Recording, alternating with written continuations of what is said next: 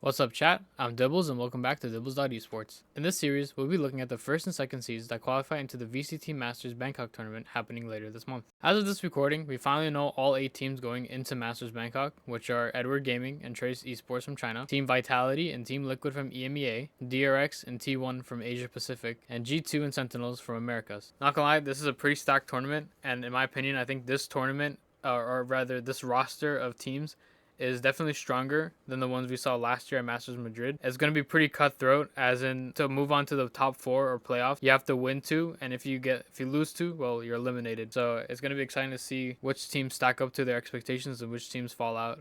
But in today's profile, we'll be looking at our first seed coming from America's G2 Esports. Right now, they're looking like a top 3 team out of all the 48 VC teams currently, and they're looking to make a finals run at Masters Bangkok. We'll take a brief look at their history, their map data, and their agent compositions. Just before we begin, if you like this type of content and you want to see more future team profiles of the different regions, please like and subscribe, and if you have any thoughts about this video or want to share ideas for future videos, please let me know in the comment section below.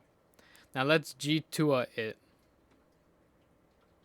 Yeah, I wrote that, by the way. This G2 Valorant team has some pretty deep lore, but I won't get into that iceberg just yet.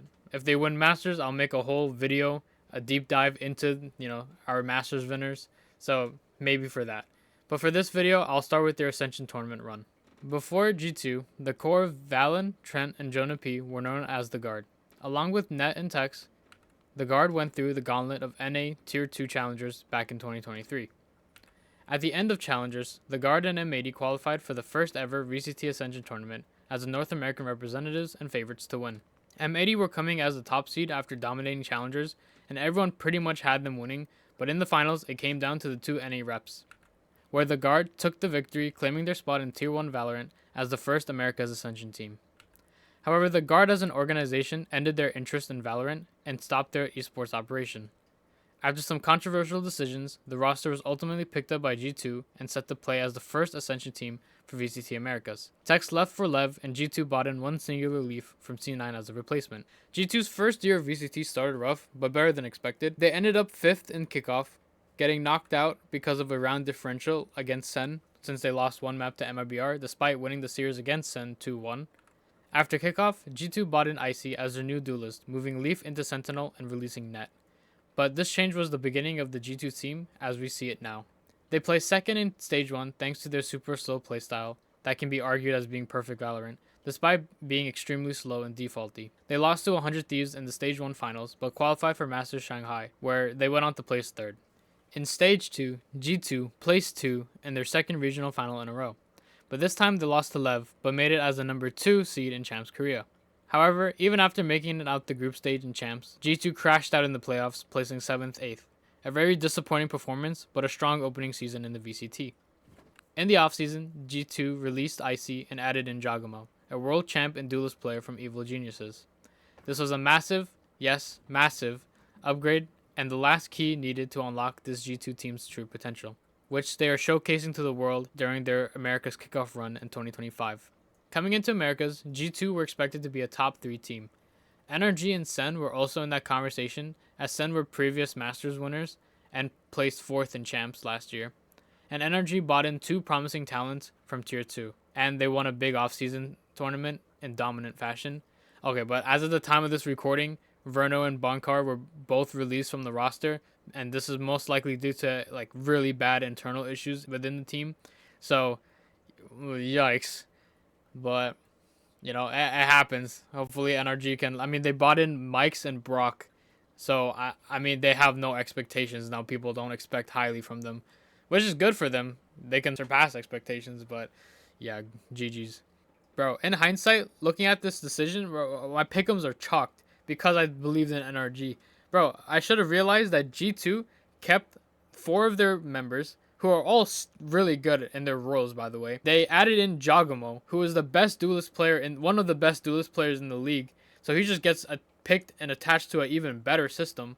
And now they have the ability to play slow. And now because of Jagamo, they have the ability to play fast. So I don't know what I was smoking when I made that pick'em. But damn, G2 should be a top 1 pick for anyone when creating their pick'ems or power rankings. And that's high glaze as a Sen fan, by the way. But G2's dominance began with their 2-0 stomp against Cloud9, a Cloud9 who took out NRG only to get knocked out by MIBR in the lower bracket. But G2 beat Cloud9 2-0, and they faced against Leviathan, which they also defeated 2-0. G2 matched with Sentinels in the upper bracket final, and Sentinels were kind of coming off of a shaky upper bracket, which we'll get into in the Sen vid. But G2 2-0'd, and this was a tough watch for me. I really thought Sentinels could take one map, but G2 really showed that there was a clear gap between the two teams. G2, after beating Sentinels, secured their spot in Masters Bangkok, and were again just expected to win the tournament, which they did. Sentinels rematched G2, coming off of a lower bracket final stomp against MIBR, and even though it was a close series, G2 did win out the last two maps to win the series 3-2. G2 qualified as the first seed for Masters Bangkok, secured 3 champs points, and finally won a regional title. I am really happy for Valen, Trent, Jonah. They've been like fighting for it for so long. Oh, I also Leaf as well. You know, this roster has been fighting for a lot of respect and titles, so this is the beginning of them potentially winning more than just regional titles. So it's going to be exciting to see what happens. Now let's look at their first game. Against Cloud9, it was the first stomp G2 had, and it made a statement for the other teams in the bracket. G2 won the Lotus 13-6 after a dominant defensive showing, and this defense followed through on the Abyss as they went 13-8. Against Leviathan, it was the opposite, as G2 showed attacking dominance on the Pearl and Fracture. G2 were showing teams it did not matter what side they started on, they were going to win their games in the first half of the map. Lev did put up a fight on the second half of Fracture, but G2 closed out the series thanks to their 8-4 lead. Oh, and if you haven't noticed, both C9 and Lev scored only 14 total rounds across both maps against G2. And this trend continued with Sentinels. G2 opened the Abyss 10-2 in the first half, on attack as well. This was their largest round margin at the half. And even though Sen started to pick up rounds in their second half attack, G2 only needed 3 rounds to close out the map. On Pearl, it was a closer affair as the first half went G2's way 7-5, but a woeful Sen defense saw G2 close out the series 13-7. G2 secured their qualification for Masters Bangkok thanks to this win and cemented themselves as America's best by the community. But for G2, their eyes were on finally winning a regional title and breaking their second place curse. Sen took their anger out on MIBR and returned to G2 in the grand finals. Honestly, Americas, EMEA, and Pacific had banger grand finals to watch. G2 picked into the split, a map that showcased the best of Sen last season, and Sen reminded us of it. Sen took a dominating lead on their defense and closed out the map 13-4. Sen picked into the Pearl, G2 tied the half at 6-6 but ran away with the map on attack, closing it out 13-8. G2 picked into the Abyss where Sen took the lead 7-5 at the half, and eventually closed out the map at 13-9. G2 weren't fully ready for the Tejo and Sen's comp, and well, you can say that Trent fell for the comp's strength. Sen picked into the Fracture, and G2 made quick work of Sentinels, winning 13-5. At this point, each team lost on their map pick, and Haven was the final destination. This was the first time the map was played for either team, and the lack of experience showed on one team more than the other. Sen ran the Euro ISO comp, created by Sunprisa Gaming, SPG, which are now Nongshim Red Force, and their lack of understanding of this comp showed as mistakes and miscoordination allowed G2 to punish Sen for their mistimings. G2 took the lead 9-3 at the half, and although Sen started to make a comeback, 4 rounds was all that was needed for G2 to close out the map and finally win their first regional title. In addition, they get the first seed representation at Masters Bangkok and gain 3 champ points. The gap between G2 and Sen does exist, but Sen showed that G2 can bleed, and I think as the season progresses and Sen's new roster kind of meshes together better, Sen will be able to match G2's freak and become a dominant team, but G2 are in the driver's seat for now. Now let's look into the maps. G2 banned a variety of maps, but mainly stuck with banning Lotus after their C9 game. G2 target banned against teams with their first ban. C9 beat NRG on Fracture and Lotus, so G2 banned the Fracture, which allowed C9 to pick into the Lotus, where G2 still dominated them and won their map pick on Abyss. Lev played Haven and split against Furia, so G2 banned Haven. Although Sen played it close to Lotus against Loud, G2 still banned it as they may have felt that Sen's util heavy approach to the map would be too much to handle. And in the grand finals, they banned out Bind and Lotus, showing us that these are probably their least comfortable maps, despite finding a win on Lotus against C9. With their map picks, Abyss and Pearl seem to be the comfort maps. They did play less series overall, but found wins across a decent amount of maps as well. In the grand final, they pick split into Sen, which was a questionable decision, and it led to a loss. And on the Abyss, they ran into a Sen comp that swapped the Sova for the John Tejo. So I think it was an unexpected change, and G2 got rolled on that map. Plus, when really good teams rematch on the same map, it's usually harder as the losing team can come up with new strats and comps that really target the other team's weaknesses. They won on 5 different maps in dominant fashion. In their first 3 series, they won maps without letting teams get above 9 rounds against them. So they've already showed teams how strong their map pool is.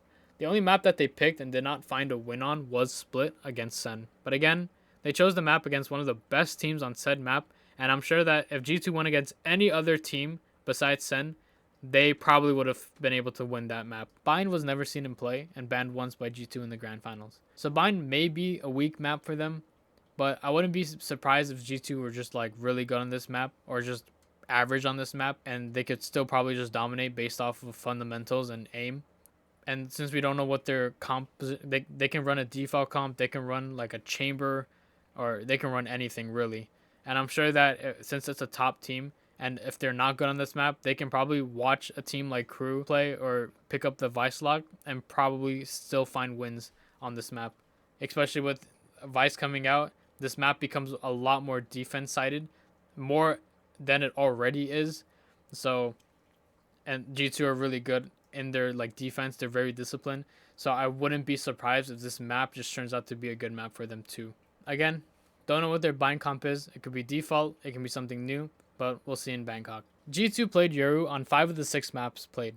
Trent played a lot of Taeho and Sova, so they were quick to adapt the new agent into play. And during the offseason, I'm sure that G2 spent a lot of time working on the Vice as she was played on 3 of the 6 maps. G2 also had mainly double initiator comps with Breach except for Pearl, which they ran the Chamber Vice. This map pool really favors Breach currently right now, as he's being seen, he's been played on every single map, and he finds value, especially when paired with a Raze or another scan initiator. And especially with Taeho now, you have so much potential for one, stalling, 2, comboing Util to find a kill, and 3, like, it's Breach. Starting with their split comp, they played the Yoru, Taeho, Astra, Viper, and Breach. So a double initiator, double controller comp with Viper acting as a pseudo sentinel. This is an attacker sided thanks to Taeho. And again, they played this comp once against Sen and they lost. So, you know, this comp probably could work on against a different team. This comp probably can work, but we just have to see it being played. However, on the Pearl, they ran the Yoru, Sova, Astra, Vice, Chamber. And the Leaf Chamber was something like, he made the agent look OP. Anytime Leaf was on Chamber, he made Chamber look like he needs to get nerfed again. Which is crazy because no one plays Chamber in Pro play anymore. But on Pearl, G2 saw 3 wins, and this is probably one of their good maps, so teams should look into banning this map against them. On Lotus, they ran the Yoru, Taeho, Omen, Viper, and Breach. Again, similar to the split comp, double controller, double initiator, Viper, pseudo sentinel, and they were able to find 1 win despite banning it out multiple times in their matches. No bind. Again, no bind. Haven, they ran the Yoru, Taeho, Astra, Vice, Breach, and, you know, standard double initiator comp. This is the one where they showed that they worked on the Vice incorporation over the offseason, and they're quick to adapt to Taeho, and the Trent Taeho he goes crazy, dude. On the Fracture, they finally switched off the Yoru and had Jagamo play Raze, and they ran the Taeho, Brimstone, Vice, and Breach. Again, more Vice work on this map, and a good adaptation of Taeho into the comp, and they found 2 wins thanks to this. And then finally on the Abyss, they had the Yoru, Sova, Astra, Chamber, Breach, which is pretty much the default comp, except that instead of a Cypher, you have a Chamber. And Leaf Chamber, like he's so good. You can literally leave him on a site, and he's good for at least like 2 or 3. Just like crazy. He's so good at it. Yo, he basically got an ace just quick scoping people like it was COD. And Valorant. Precision shooter game, by the way. They found 2 wins with this comp, and they lost once against Sen, but that was also against Sen, who made like a comp change on a rematch. So I'll still put this map as a good map for G2. And they won 9 maps. They played 11 maps. They won 9 of them, lost 2 of them. I mean, they were stomping. They were stomping teams until they got to the grand finals where Sen put up a game. Other than that, complete dominance in Americas. Looking at the good, the bad, and, you know, it's alright. Good maps. Pearl, Fracture, and Abyss. Again, despite losing Abyss once, I'll still give them the map since they were pretty dominant, and they played Sen in a rematch. But these maps are really good for them. The Haven, because they played it once in the grand finals, and they're, I mean, like Trent Tejo was like insane. So I'll give it to G2, and I'm sure that like this is just probably gonna be a good map for them. The Lotus, I'm a little more hesitant about because they banned they even though they won it against Cloud9, they still banned it in subsequent matches. So maybe they felt that they weren't as confident on it, or they're probably target banning against other teams. So I don't know. They didn't float it at all in the grand final or against Sen, which makes sense because Sen are a good Lotus team. But I'm still gonna put it as a it's alright, but kind of bleed it into a bad map. I'm not really sure. I'm probably leaning more to it's alright, but you know, again, more when they play more matches, we'll have a better idea and understanding of what good maps they have. And for the bind and the split, they banned those maps a lot. Well, they lost on split, and I mean that's just again to Sen. So I'm just gonna give them split as a bad map. They're probably in the it's alright camp, since they have a very good attack sided comp with Tejo. But have to see it to believe it. You know, they never played bind, so don't know. I just don't know. I can't put everything like I can't put everything in between good and I have to be like I have to distribute this somehow, you know. G2 are my favorites to make the finals in Masters Bangkok, and currently their first game is against Trace Esports. And I don't know, although Trace are good, G2's map pool is just better. G2 should be good for 2 wins, and they should qualify for playoffs. And like they just really can't crash out like they did in champs last year. They have to learn from that experience. And when you have a world champion like Jagamo, uh, I think they'll be fine. He gives them that extra piece of, I guess, assurance in the way that if he needs to take over a map, he can. And if things are going bad, well, he's been there, done that. So Dagamo got it. Also, because this team beat my beloved Sentinels, they better win. Or they better make it to the finals. Or like all that kickoff stuff was for nothing. This marks the end of the video. If you made it this far, thank you for watching. I appreciate it, always. This profile, I had to cut out some stuff and I had to rework how I wanted to format the team profile. So they're going to be a little different from the last ones, but hopefully more consistent with the future ones. The next one's going to be Sen, and then it should be EMEA and Pacific. But I'm going to try my best not to rush these videos out too much. I had some like unfortunate family events happening over this weekend, so I kind of lost a lot of time to that. But, you know, life happens. It's okay. So, you know, sorry for any inconsistencies that come up in the next couple videos, but you know, I appreciate it. And this is still a learning opportunity for me, and I definitely learned a lot. So, you know, always keep improving, and always take care of yourself mentally, emotionally. If you're ever feeling down, if you ever need to talk to someone, always reach out to those who trust, whether it be family, whether it be close friends, your Discord e-kittens, anyone who'll listen, even me. Pop a DM in my BlueSky. Life is a very precious thing, and it's not something to be taken for granted. No matter how shit the situation can become, you know, your life is still worth so much. So take care of it while you can. Sorry to get all doom and gloom there, but yeah, I just kind of had to get that on my chest. Thanks for watching.